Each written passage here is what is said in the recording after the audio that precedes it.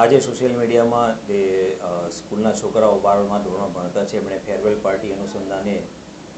ગાડી લઈ અને નીકળેલા હતા એ બાબતનો જે વિડીયો વાયરલ થયો હતો એમાં વિડીયો આધારે 26 જેટલી ગાડીઓ છે આઈડેન્ટિફાઈ કરવામાં આવેલી છે અને 12 જેટલી ગાડી છે એને ડિટેન કરવામાં આવેલી છે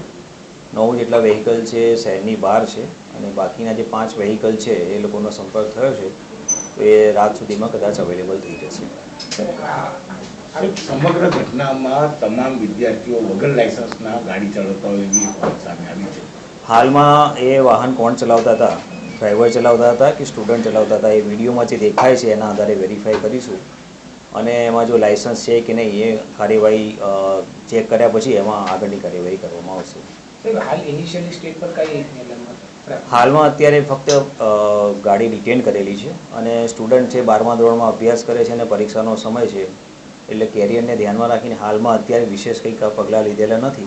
પણ તમામ ગાડી આવ્યા પછી ચેક થયા પછી આગળની કાર્યવાહી કરવામાં આવશે। મૂળ ગાડીના માલિકો વિરુદ્ધ કાર્યવાહી થશે કારણ કે એમના દીકરાઓ ચલાવે છે, ગાડી ફાધર હોય કે મોટા ભાઈના નામે હોય તો એવા જે ગાડીના ઓનર છે એમના વિરુદ્ધ કાર્યવાહી કેવી રીતે?